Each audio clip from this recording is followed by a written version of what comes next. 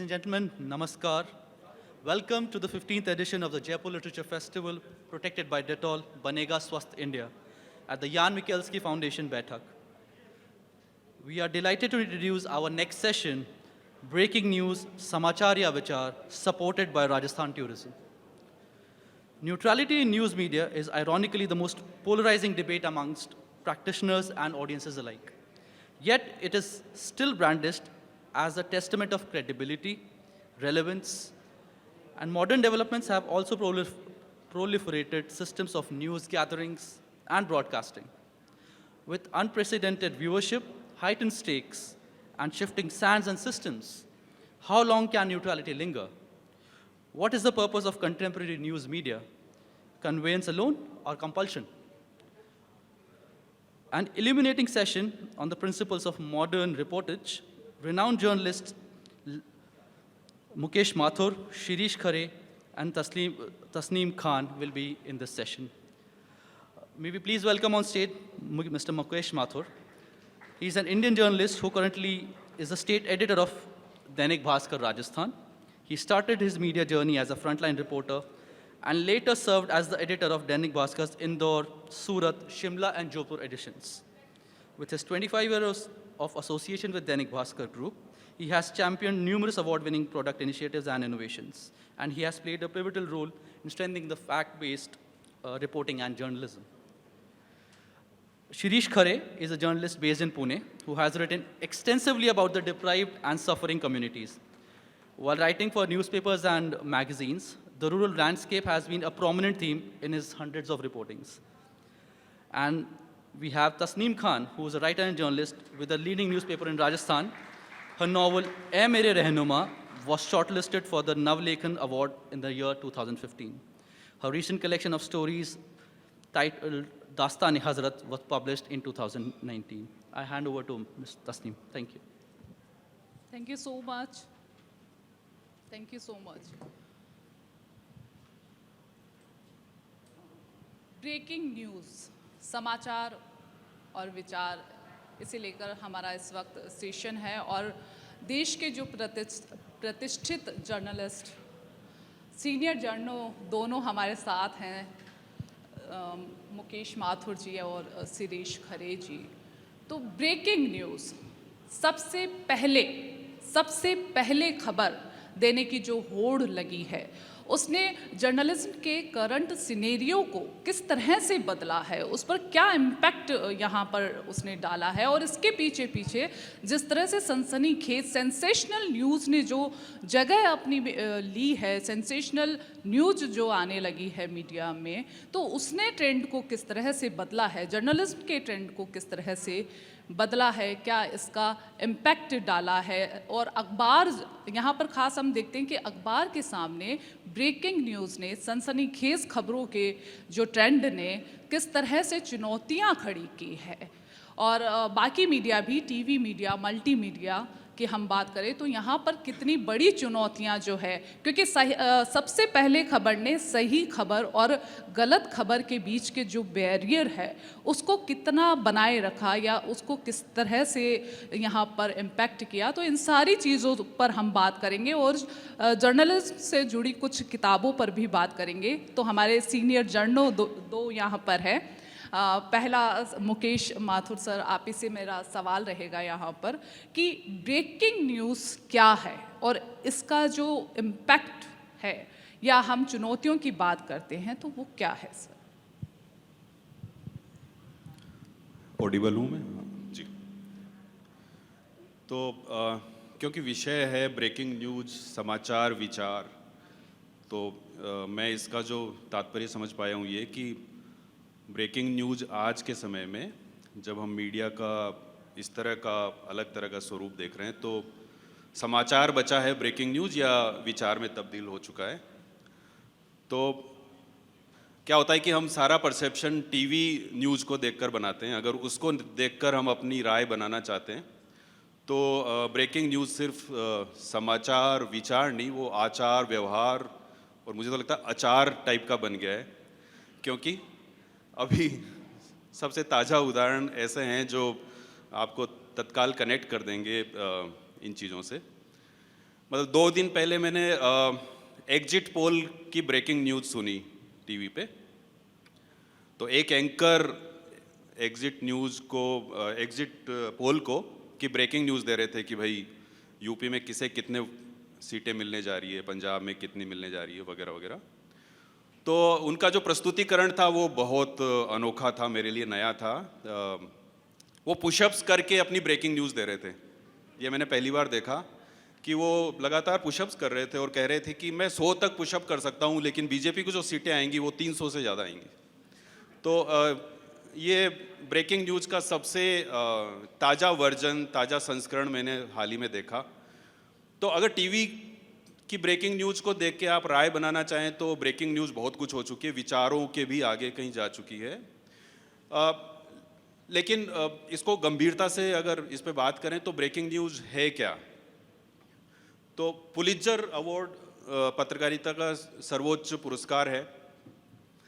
उन्होंने पिछले दिनों ब्रेकिंग न्यूज़ का जो पुरस्कार दिया 2021 या 20 में शायद, तो उन्होंने अमेरिका के ट्रिब्यून अखबार को वो पुरस्कार दिया। और वो दिया उन्होंने जॉर्ज फ्लॉयड की जो मौत हुई थी, हम सब ने देखा, एक अश्वेत नागरिक, और कुछ पुलिस वाले अपने घुटने उस पर, उसकी गर्दन पर लगाकर और उसको पुश कर रहे थे और अंततः उसकी जान चली गई।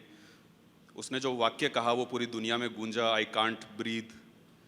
उसके बाद से आप देख रहे हैं कि हर जगह एक स्लोगन चलता है, ब्लैक लाइव्स मैटर।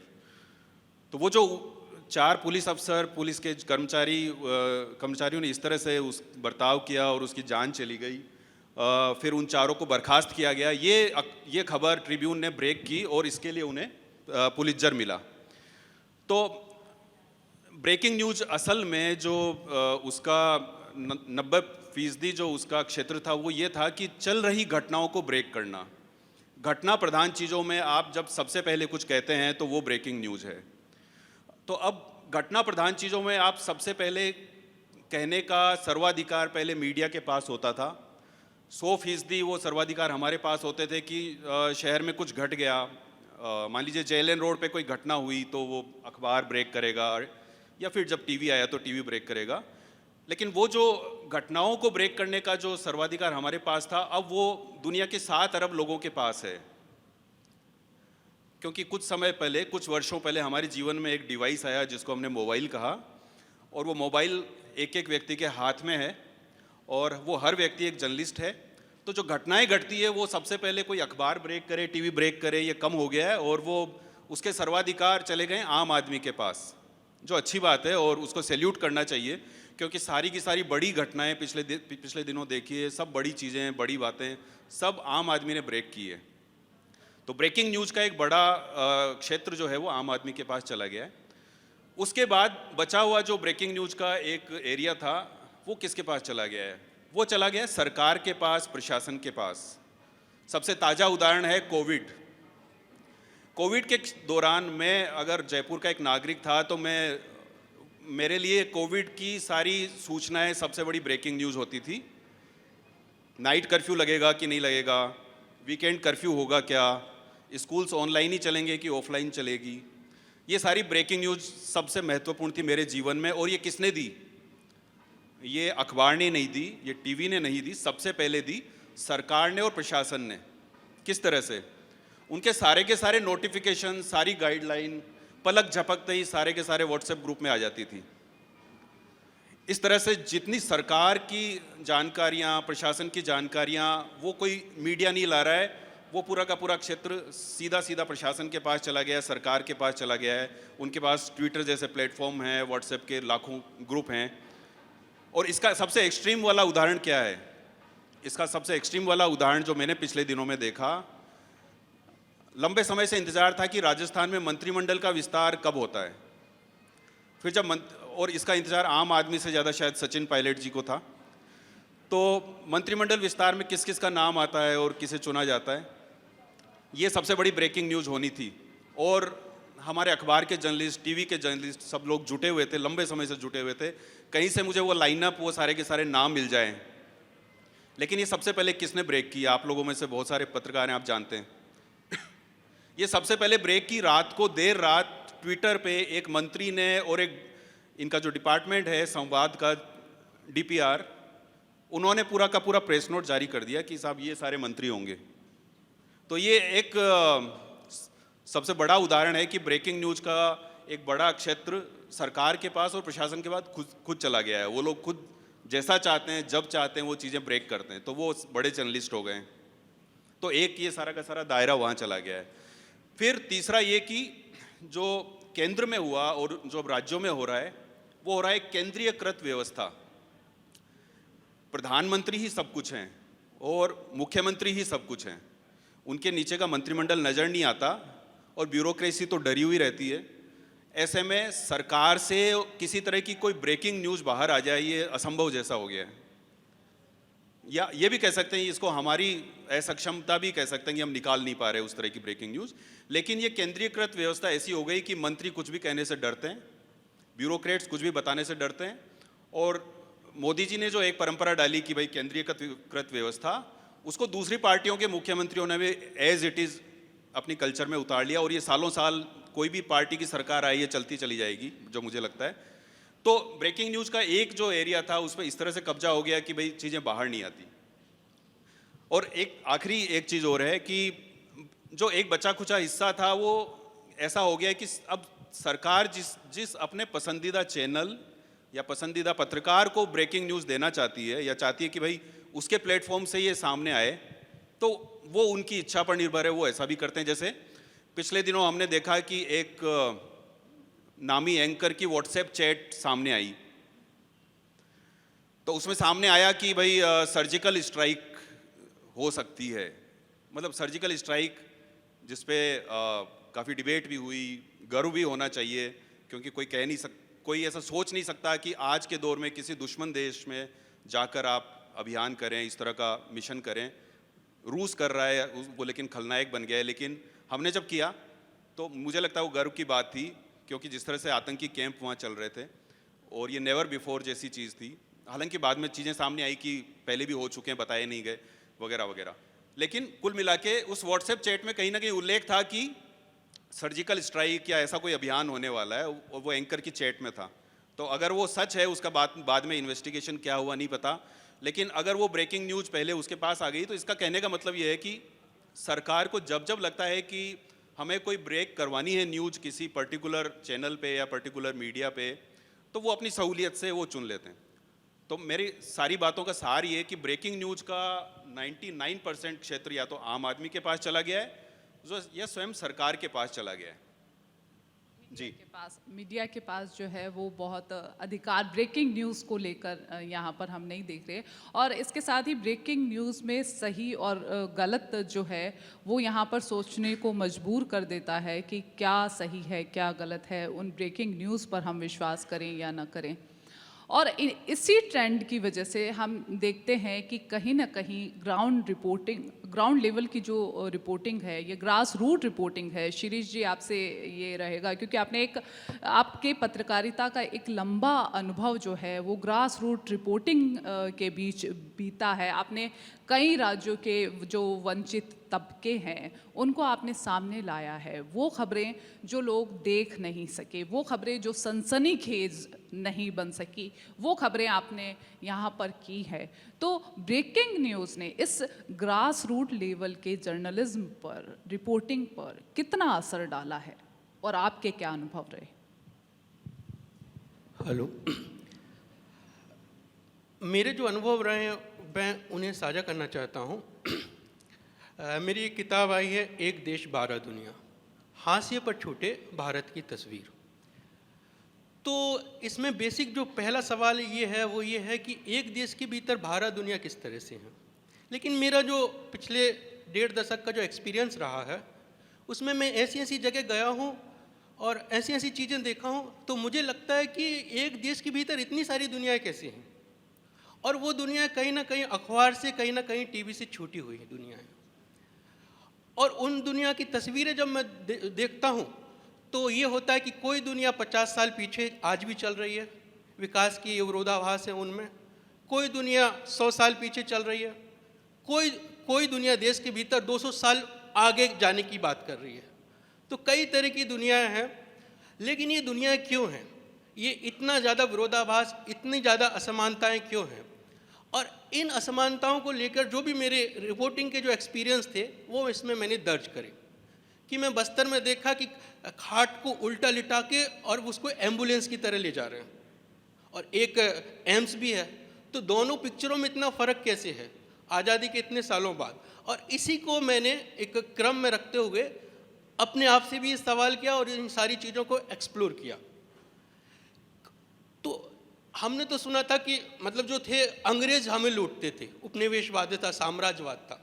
लेकिन आज जो स्थितियां ये हैं, डेवलपमेंट का जो मॉडल है उसमें हमारे ही लोग हमारे ही लोगों को लूट रहे हैं और वो पीछे जा रहे हैं, और कुछ मुट्ठी भर लोग जो है साधन संसाधनों पे कब्जा करके 200 साल आगे की बात कर रहे हैं। तो ये जो है हाशिया जो है, जिसको हम हाशिया कहें, वो जो हाशिया है उसका व्यास जो है बढ़ता ही जा रहा है। एक देश भारत दुनिया के भीतर हाशिया का व्यास तो बढ़ता जा रहा है, लेकिन देश गायब हो रहा है। और ये सवाल लेके मैंने ये सारी चीज़ों पे रिपोर्ट लिखी।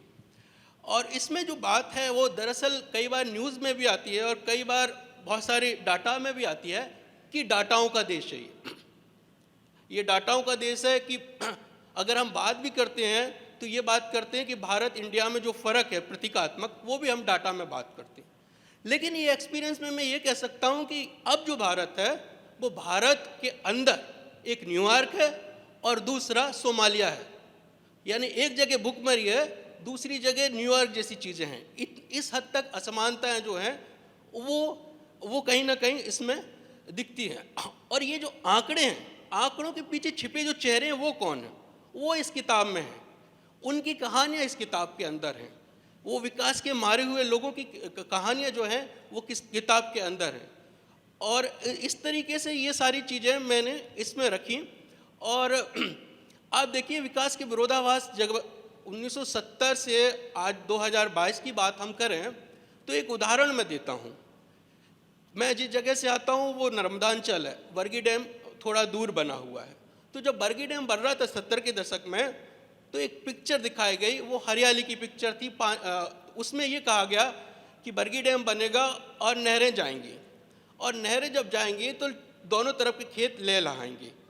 तो इसमें किसी को तो कुर्बानी देनी पड़ेगी। तो आधे इलाके के जो खेत थे उनके खेत वो छीने गए और वहाँ से नहर निकाली गई, यानी कि वो विस्थापित हुए। उनका पुनर्वास तो बहुत मुश्किल बात होती जब किसी को विस्थापित आप करते हो, लेकिन मुआवजे पे भी काफ़ी विवाद रहे। फाइनली क्या हुआ कि उस नहर की उम्मीद बताई गई कि 50 साल ये नहर चलेगी। ठेकेदारों ने काम किया 25 साल, ऐसा किया कि 25 साल में टूटने लगी। यानी कि जब मैं 2010 में गया था तो जिन खेतों की जो पिक्चर बताते थे लहलहाती, वो पानी में डूबे हुए थे क्योंकि नहर टूटी हुई थी और वहाँ दलदल बने हुए थे। और वो मांग कर रहा था, लाभार्थी मांग ये कर रहा था कि हमें ज़मीन के बदले ज़मीन दो। जब तक कि हम बात ये कर रहे थे अभी तक तो कि पिछले वालों का मुआवजा ही नहीं मिला और लाभार्थियों को ज़मीन के बदले ज़मीन चाहिए। ये जो विकास के विरोधाभास है, ऐसे कई सारे उदाहरण हैं।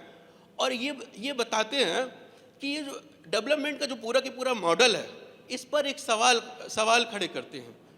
और ये है कि ये जो लोग हैं, अब ऐसा नहीं कि ये लोग आपको मेलघाट में मिलेंगे, बस्तर में मिलेंगे, बल्कि इस तरह से खदेड़े गए लोग हैं कि आपको जयपुर में भी मिलेंगे। और जयपुर में जब आप मिलेंगे तो एक बहुत अच्छी बात ये है, जब मैं जर्नलिज्म करता था तो एक न्यूज़ रूम में 12 बजे मीटिंग होती थी कि क्या क्या करना है हमें। उस दौरान मैं इस तरह के इशूज़ पे बात करता था। और ये सारी जो चीज़ें होती हैं वो ये होता है कि अभी जो बात हो रही थी ब्रेकिंग समाचार विचार की, कुछ चीज़ें तो एक्सपोज हो गई, जैसे टीवी जो है एक्सपोज हो गया, पर कई ऐसी बारीक चीज़ें होती हैं जो एक्सपोज नहीं होती हैं और बहुत स्किलफुली अपना काम करती हैं। तो जब हम शेयर करते थे कि इस देश के भीतर आज़ादी के इतने सालों बाद भी महिला प्रथा है, तो ये कहते थे सीरीज तुम क्या बात कर रहे हो, हमारा जो टारगेट ऑडियंस है वो भोपाल का बंदा है, वो सुबह सुबह चाय जब पिएगा और उसके हाथ में मेले की खबर होगी तो वो क्या सोचेगा। तो इसमें कोई ऐसी बात नहीं है कि ये लिखित संविधान है अखबार के अंदर, लेकिन जब आप डिस्कस करते हो तो आप समझ जाते हो कि अब आगे आपको क्या करना है। एक भोपाल का बंदा है जो मिडिल क्लास है, इतना स्वार्थी कि अपने लिए सोचता है, और जो हमारे गाड़ी साफ करने वाले लोग हैं, जो कार चलाने वाले लोग हैं, जैसे कि वो उनके बारे में सोचता ही नहीं है और वो केवल भोपाल के बारे में सोचता है। ये सारी की सारी चीज़ें एक व्यवस्था में शामिल हो जाती हैं अघोषित तौर पर। और ये जो आइडिया से लेकर के प्रेजेंटेशन और यहाँ तक कि जो मेंटेलिटी स्थापित होती है, उसमें भी एक विचार काम कर रहा होता है जो हमें दिख नहीं रहा होता, अदृश्य होता है। जैसे कि हमारा भारत अदृश्य है, जो इतना भूखा है, इतना लाचार है, और यहाँ पे विस्थापन की समस्या है और हेल्थ की है और शिक्षा से छूटा हुआ है, ये अदृश्य भारत है। अदृश्य भारत का संकट जो हमें नहीं दिखता है, ठीक इसी तरह से अखबार के भीतर जो विचार है, वो विचार जो है वो किस तरह से काम कर रहा है वो हमें नहीं दिखता, और उसके भी कई उदाहरण हैं मेरे पास। तो ये सारी की सारी पिक्चर है, और ये जो हाशिया है ये बहुत बड़ा होता जा रहा है, और चंद मुट्ठी भर जो लोग हैं उनके हाथों में साधन संसाधन है और व्यवस्था उन्हीं के हिसाब से चल रही है। तो जैसा कि आप बता रहे हैं कि मीडिया की हम यहाँ पर बात करें तो अघोषित तौर पर जो विचार हैं, तो इस विचार ने पत्रकारिता को कितना नुकसान पहुंचाया है? पत्रकारिता के मतलब मैं देखूं तो 3-4 तरह के संकट हैं। क्या है, अभी जो बात हो रही पत्रकारिता में वो स्किल की बात हो रही है, कौशल की बात हो रही है, टेक्नोलॉजी की बात हो रही है, पर मूलतः पत्रकारिता जो है वो कॉन्सेप्ट है समझ का। बेसिक कॉन्सेप्ट आपके क्या है, और वो समझ जब संपादक को होती है तभी आपका काम बनता है। उदाहरण के लिए मैं फॉरेस्ट राइट पर स्टोरी करना चाहता हूँ, और मैं कहता हूँ सर मैं फॉरेस्ट राइट पर स्टोरी कर रहा हूँ, लेकिन संपादक को ना तो उसकी समझ है और ना इंटरेस्ट है। मैं जब उसको कहता हूँ कि व्यक्तिगत पट्टे ज़्यादा मिले हैं लेकिन सामूहिक पट्टे नहीं मिले, तो उसको मालूम नहीं क्या है, उसको पेशा कानून मालूम नहीं, उसको मनरेगा के कानून मालूम नहीं, फूड सिक्योरिटी मालूम नहीं, पंचायत राज मालूम नहीं, सूचना का अधिकार मालूम नहीं, तो वो क्या होगा, सारी की सारी चीज़ें डिपेंड होती हैं, बहुत सारी चीज़ें वो एडिटर पर होती हैं कि उसका इंटरेस्ट क्या है और उसकी समझ क्या है। और जब वो इस तरह के आइडिया को रिजेक्ट करेगा तो हमारे जैसे जो लोग हैं उन पर दबाव बढ़ जाता है कि हम स्टोरी कहाँ से लाएं, क्योंकि हमारी समझ अलग है, हमारी समझ अलग है, हमारी जो समझ है वो उनकी समझ से अलग है। वहाँ पर एडजस्टमेंट होता है, और ये होता है कि हमें तो नौकरी करनी, तो हम दूसरे तरह के आइडिया लाते हैं, और इस तरीके से जो हाशिया है वो हाशिया धीरे धीरे बढ़ जाता है। और ये जो है, मैं तो प्रिंट मीडिया में काम कर रहा हूँ तो इसलिए मैं ये सारी चीज़ें कह रहा हूँ। दूसरा, आप देखिए गाँव को लेकर के समझ जो है वो किस तरह से, 3 तरह के संकट है मीडिया में गाँव को लेकर के। पहला तो ये है कि आप जब कवरेज करोगे गाँव को लेकर के, तो वो कवरेज क्या करोगे आप, वो कवरेज करोगे सनसनी, जैसे कि अभी वेब में आ रही है कि आप नॉन वेज और वेज चुटकुलों बना लो, कोलाज बना लो, वेब सीरीज़ बन गई, स्टोरी है कि नहीं मालूम नहीं, संवादों पे आपकी वेब सीरीज़ बन गई। तो वो जो चीज़ है, वो टेंडेंसी जो है वो ये है पत्रकारों के साथ भी। आज देश में कहा जा रहा है कि भाई भौतिक जो रुकावटें कम हो रही हैं और जो गांव है वो शहर की तरफ बढ़ रहे हैं, लेकिन जो गांव की चेतना है वो कहाँ पर है, और ग्रामीण का जो हीन भावना वो कहाँ पे। मेरे जो दोस्त हैं वो न्यूयॉर्क में भी हैं, मतलब गाँव से निकले लोग, अमेरिका में, वो अपनी आइडेंटिटी को छिपाते कि मैं गाँव का नहीं हूँ, उनके अंदर हीन भावना कि मैं जबलपुर का हूँ, भोपाल का हूँ। ये जो चीज़ है ये रिफ्लेक्ट न केवल समाज में होती है बल्कि कहीं ना कहीं ये रिफ्लेक्ट होती है, क्योंकि वो जो प्रतिनिधित्व है वो उसी का है। तो पहली चीज़ तो ये है। दूसरी चीज़ ये है कि कुछ अंग्रेजीदा या इलीट जो पत्रकार है उसमें सही बात है कि प्रगतिशीलता के मूल्य ज़्यादा हैं, बट वो तासीर नहीं समझता गांव की, और वो जो है कल्चर और समाज को नहीं समझता है, और वो जो है वो एक टूरिस्ट की तरह आता है और रिपोर्ट करके चला जाता है, वो भी उस तरह से मीडिया को नहीं दिखा पाता। तीसरा, हमारा समाज है, आंचलिक मीडिया जो कहीं ईमानदार है, कहीं संवेदनशील है, लेकिन मुझे ऐसा लगता है, मैं भी उस बैकग्राउंड से निकला, कि कहीं ना कहीं वो रूढ़िवादी भी है। और उसके भी मेरे पास उदाहरण है कि जैसे ही आप जो है, मैं एक उदाहरण ही दे देता हूँ। जैसे मेरे गांव में क्या हुआ था कि 2 लड़कियों ने सुसाइड कर लिया। अब ये जो चीज़ है, तब तक तो ये मीडिया के लिए खबर नहीं थी, लेकिन जब उसकी चिट्ठी आई और उसमें बताया कि वो लेस्बियन है और वो चाहते हैं कि ये समाज हमें जीने नहीं दे रहा है, तो हम इस समाज को छोड़ देते हैं। उस समय इलेक्ट्रॉनिक मीडिया, प्रिंट मीडिया गांव में आगमन हुआ कि ये तो सनसनी वाला मामला है, और उन्होंने जो रिपोर्टिंग करी, यहीं से विचार बनते है ना। वो इथिकली सही है, मतलब उनका फैक्ट सही है, सब सही है ना, लेकिन जो अप्रोच है, उनका जो मानसिकता है वो किस तरह से काम करती है, वो उसको सनसनी बना रहे हैं। वो ये बता रहे हैं कि ये तो वेस्टर्न का मामला है, जिनसे पूछा उन्होंने कहा वेस्टर्न कल्चर का मामला टीवी आई इसकी वजह से हो रहा है। यानी कि जो एक बहुत ही सतही जो होता है वो सारी चीज़ें, लेकिन इसके भीतर भावनात्मक पक्ष क्या है, इसके भीतर मनोवैज्ञानिक पहलू क्या है, इससे किसी को कोई मतलब नहीं। और फाइनली लड़कियों का पक्ष तो आया ही नहीं, जो आया वो रिपोर्टर का पक्ष आया, और जो मेंटेलिटी बनी समाज में, जो स्थापित हुई अवधारणा, वो भी रिपोर्टर की स्थापना हुई। तो इस तरीके से मैं कह रहा हूँ कि गाँव में ये जो है इस तरह से चुनौतियाँ हैं मीडिया की। बिल्कुल बड़ी चुनौतियां हैं मीडिया के लिए। मुकेश माथुर सर, समाचार के विचार पर यहाँ हम बात कर रहे हैं कि किस तरह से विचार जो है वो बदले हैं। जैसे सुपर एक्सक्लूसिव मुझे याद आ रहा है कि एक्सक्लूसिव नहीं, सुपर एक्सक्लूसिव। जैसे रूस और यूक्रेन के बीच युद्ध है तो वो महायुद्ध। तो किस तरह से ये शब्द बदल गए, विचार जो है उन्होंने समाचारों पर किस तरह से असर डाला है। आपके 25 इयर्स आपको हो चुके हैं जर्नलिज्म में, तो जैसे आप आए थे जर्नलिज्म में, वहाँ से जो समाचार का विचार आपने देखा है उसमें और आज में आप किस तरह से फ़र्क महसूस करते हैं और किस तरह का सफ़र रहा आपका?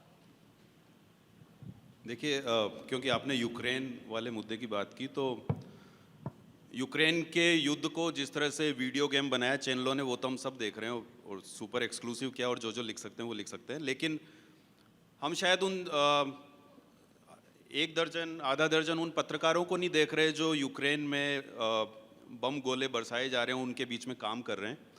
और मेरा कहना है कि टीवी, जिसको हम कोसते रहते हैं, टीवी ने इसमें सबसे अच्छा काम किया है। ग्राउंड रिपोर्टिंग जिसकी हम बात कर रहे हैं, वो वहाँ जाके उन सारी मुश्किलों के बीच में ग्राउंड रिपोर्टिंग कर रहे हैं।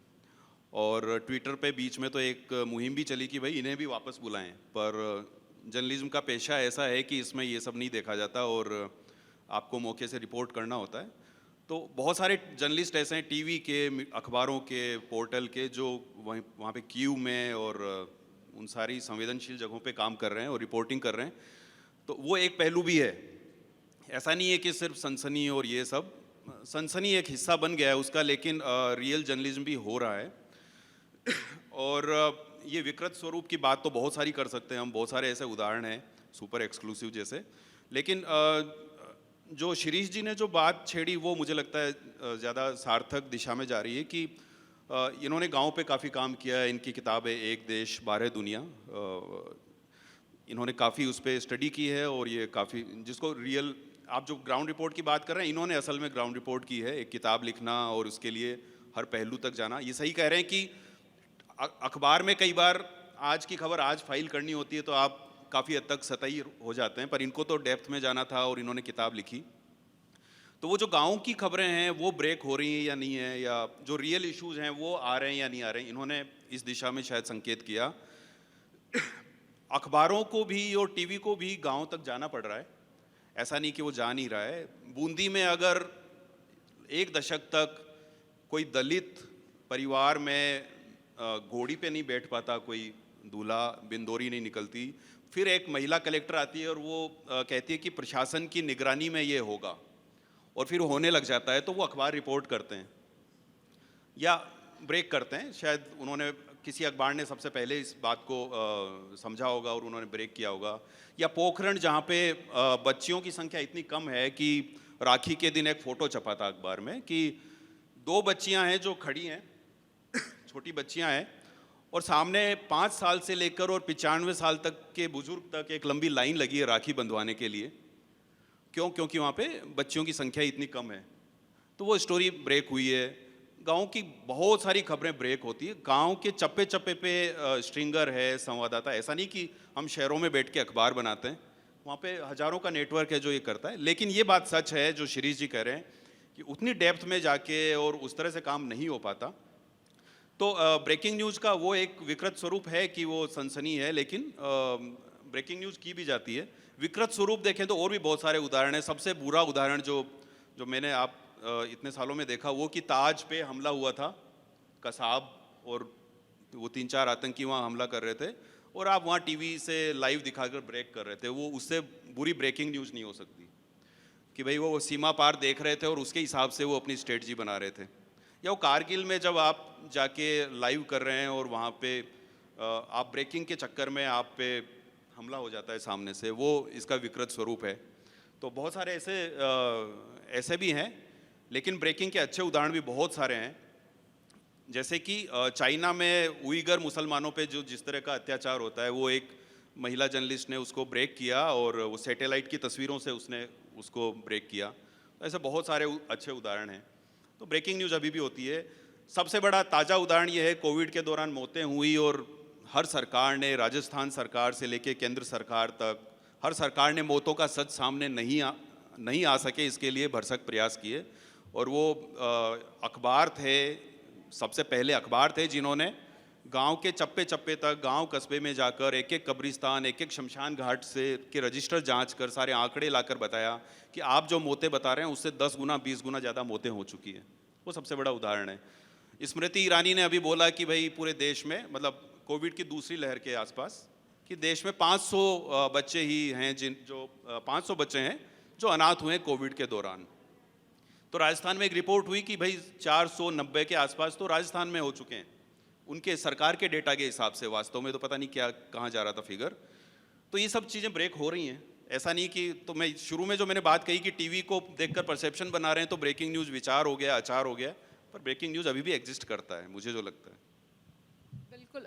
लेकिन अगर हम बात करें वंचित तबकों की, मुकेश सर, वंचित तबकों की, हाशिए पर जो सर ने बताया, शिरीष जी ने जो बताया, हाशिए पर जो लोग रह रहे हैं, तो उनके लिए क्या स्ट्रिंगर्स वगैरह, उनको जो खबरें मिलती है सिर्फ वही ला रहे हैं, या अपने लेवल पर भी आज ऐसी रिपोर्टिंग हो रही है खुद के लेवल पे कि वो जाकर खोजी पत्रकारिता की जो हम बात करें कि वो खोज कर गांव-गांव से, या जहां पर भी कोई आखिरी हम व्यक्ति की बात करें, आखिरी वंचित व्यक्ति की बात करें, तो क्या ऐसी खबरें भी अखबार में अपनी जगह, बड़ी जगह जो पहले थी वैसी ही अभी भी बना पा रही हैं?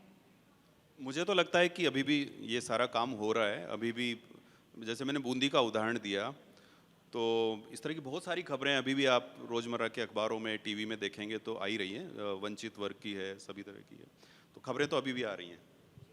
शिरीष सर, एक रिस्क होता है, जर्नलिज्म एक बड़ा रिस्क की तरह हम देखते हैं। जैसे कि अभी यूक्रेन मुद्दे पर हमारी बातचीत चल रही है, तो किस तरह से रिस्क लेकर वहाँ पर रिपोर्टर खड़े हैं, तो वो हम देख पा रहे हैं। लेकिन एक दूसरा जो रिस्क है वो है इमोशनल रिस्क। जिस तरह से हम ग्राउंड रिपोर्ट करते हैं, ग्रास रूट लेवल की रिपोर्टिंग करते हैं, तो इमोशनल रिस्क मुझे लगता है कि कहीं ना कहीं आपने झेला है। जैसा कि हमने आपका एक देश बारह दुनिया में जैसी मैंने रिपोर्ट्स पढ़ी हैं, उन पर जो आपने कहानियाँ लिखी हैं वो पढ़ी हैं, तो इमोशनल रिस्क जो है वो क्या है, और क्या आपने इसको झेला है?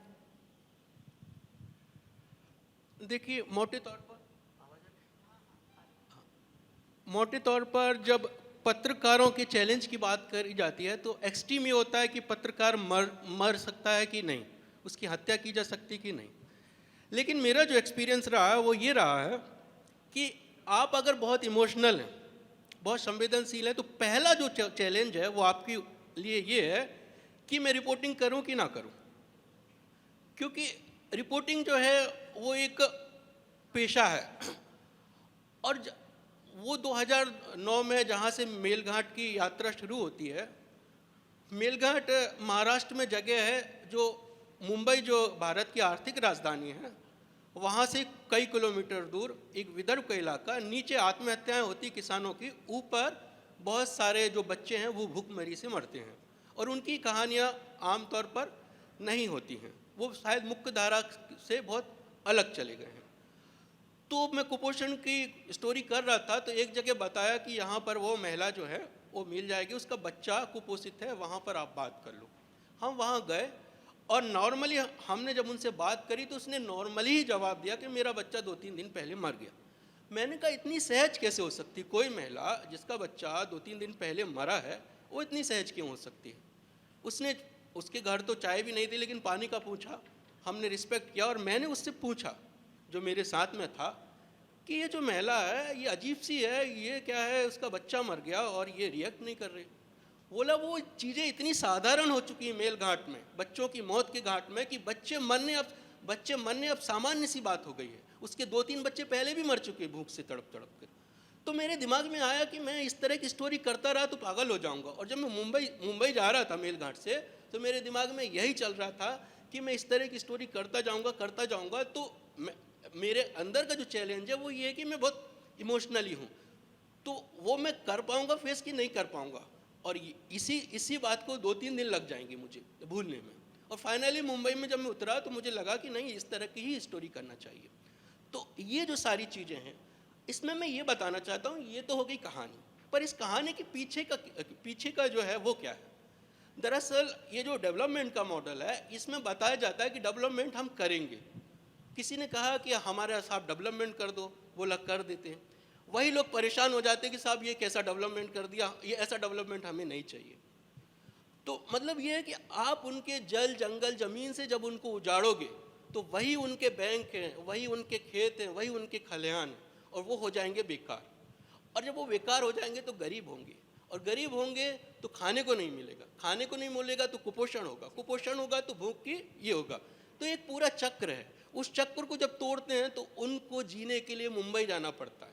और मुंबई में जब हम स्टोरी कर रहा था तो मुझे लगा कि इसकी जड़ जो है मेलघाट में, और दोनों पिक्चर हमें दिखाना चाहिए कि मुंबई का आदमी जो है ये आया कहाँ से, जो काम करने वाला। तो दरअसल इसकी जड़ जो है, डेवलपमेंट की जड़ है, वो मेलघाट में है। और मैंने दोनों स्टोरी वहाँ पर करी।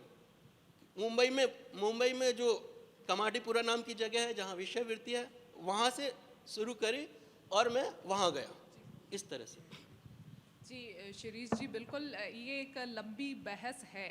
मीडिया का जो ट्रेंड बदला है वो एक बहुत लंबी बहस है कि उस पर पूरा दिन यहाँ पर लिया जा सकता है, लेकिन वक्त जो है वो बेहद कम है हमारे पास में, और उसी में हमने कोशिश की है कि कुछ बातें आप तक पहुँचाई जा सके। तो दर्शक जो यहाँ पर बैठे हैं जर्नलिज्म को लेकर, हमारे पास 2 सीनियर जर्नल यहाँ पर हैं, तो आपके जो भी सवाल हैं वो आप यहाँ पर कर सकते हैं।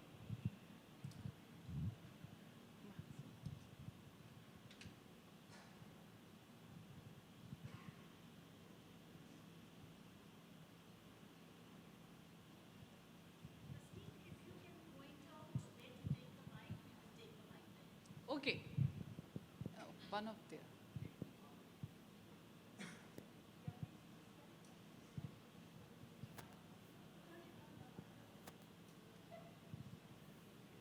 Hello. हाँ, Am I audible to everyone? Yeah, okay. Hi ma'am, hello sirs. My question is, I'm a heavy news reader. मतलब मैं स्कूल में था तब से पढ़ता आ रहा हूँ, और मुझे स्कूल छोड़े 10 साल हो चुके हैं.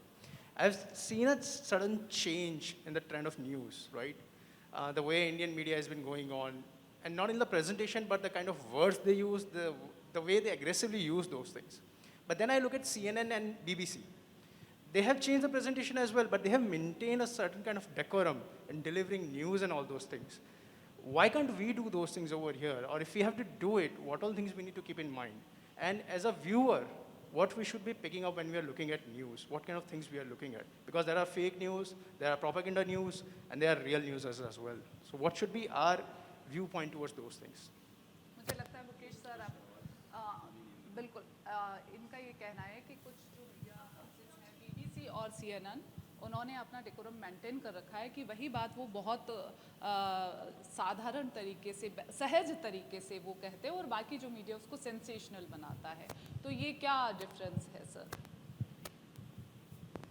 ये उस मीडिया प्लेटफॉर्म का सर्वाधिकार है कि वो कैसा चाहता है, पर मैं व्यूअर हूँ आपकी तरह, और मुझे भी जैसे यूक्रेन पे हमला अभी हुआ तो जब से ये घटनाक्रम चल रहा है मैं DW देख रहा हूँ लगातार, या अल जजीरा देख रहा हूँ, और मुझे उनका तरीका बहुत ठीक लगता है।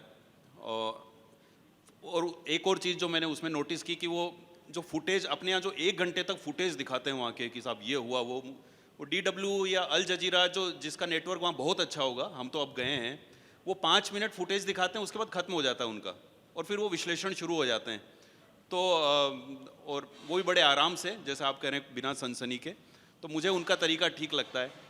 ये सच है जो आप कह रहे हैं, दोनों तरह की चीज़ें चल रही है। अपने यहाँ ही 1-2 चैनल हैं जो बड़े आराम से, जो दूरदर्शन का तरीका होता था उस तरह से खबरें दे रहे हैं, बाकी वही युद्ध का वीडियो गेम बना दिया, उस तरह से चल ही रहा है। तो ये सच है, पर ये मैं व्यूअर हूँ तो मेरी चॉइस है, मुझे ये ठीक लगता है। इस बारे में मेरा ये कहना है, ये जो एग्रेशन आया ये हिंदी मीडिया का एग्रेशन नहीं, ये अंग्रेजी मीडिया का एग्रेशन है, क्योंकि हिंदी जो है ना वो अंग्रेजी को फॉलो करती है।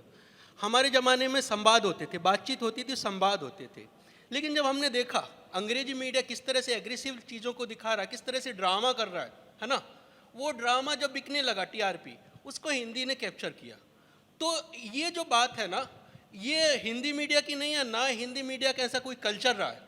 ये जो आई है बात, ये फाड़ देंगे, चीर देंगे, ये जो वर्ड है ना वो अंग्रेजी से आया, जिसका ट्रांसक्रिएशन किया गया। और ये मुझे ऐसा लगता है कि आमतौर पे था ही नहीं, मतलब इस तरह का। आज आप बीबीसी से हिंदी तबके की तुलना कर रहे हैं, लेकिन हिंदी तबके में तो ये एग्रेशन था ही नहीं।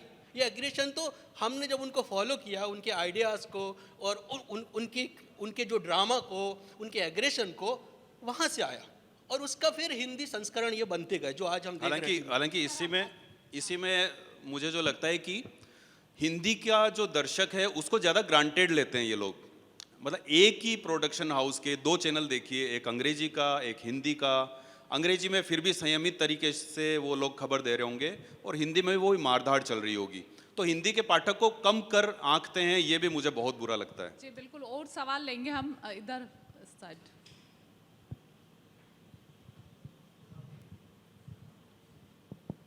Good afternoon to the panel. मेरा सवाल एक एंड कंज्यूमर के पर्सपेक्टिव से है, और आई यूज द टर्म कंज्यूमर किससे? एंड कंज्यूमर के पर्सपेक्टिव से, and I am using the term consumer क्योंकि ये सब कंटेंट बन चुका है। तो मेरे ऑब्जर्वेशन में जो मीडिया हाउसेज हैं वो अभी एक साइड उनको बोल दिया जाता है कि ये सिनिक्स हैं, दूसरी साइड उनको बोल दिया जाता है कि ये जिंगोइस्ट्स हैं या जीनोफोबिया में इन्वॉल्व हो रहे हैं। तो फ्रॉम एन एंड कंज्यूमर क्या मैं होप कर सकता हूँ कि ये चीज़ न्यूट्रलिटी की तरफ बढ़ेगी, और अगर बढ़ेगी तो उसमें जो सेंट्रल एग्जीक्यूटिव गवर्नमेंट है उसका चेंज का कितना बड़ा हाथ होगा?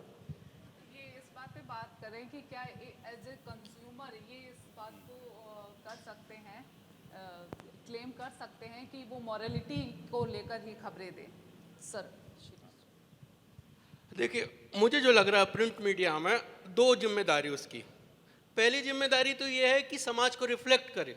उसको ये नहीं है कि मतलब जैसे विज्ञापनों जो आते हैं शादी के, तो उसमें विज्ञापन किस तरह के आते हैं कि मुझे अक्षय कुमार जैसा दामाद चाहिए, है ना। नैतिकता में प्रेमचंद की बात करता है, जब लड़की की ब्याह की बात आती है तो वो अक्षय कुमार जैसा सरकारी नौकरी चाहिए, ये चाहिए, वो चाहिए। वो चीज़ मुझे लगता है काला चाहिए, गोरा चाहिए, वो चीज़ रोकना नहीं चाहिए, वो चीज़ विज्ञापन में आना चाहिए। और वो इसलिए आना चाहिए कि उसका विश्लेषण भी तो हो कि समाज में चल क्या रहा है। आप उस चीज़ों को समझो तो उसका समाजशास्त्रीय विश्लेषण ही मालूम नहीं चलेगा कि समाज में आदमी सोचता क्या है।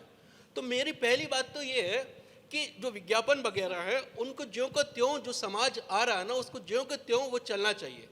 लेकिन यहाँ पे दूसरी चीज़ एडिटोरियल है।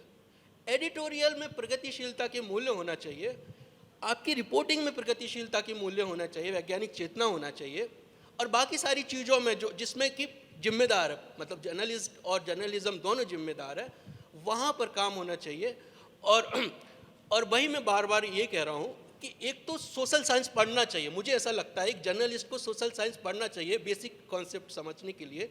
दूसरा, भारत के संविधान के 4 मूल्य जो हैं, स्वतंत्रता, समानता, न्याय और बंधुत्व, वो आना चाहिए। टेक्निकली कितना भी स्ट्रांग हो जाए, पर वो जब रिपोर्टिंग करेगा तो वो जिम्मेदारी उसके अंदर होनी चाहिए, क्योंकि नैतिकता भी कई किस्म की होती है। हम वो उसको लेके डिबेट हो जाएगा, इसलिए हम संवैधानिक नैतिकता की जी सर। तो हम एक और सवाल लेंगे इधर से, यहाँ प्लीज़।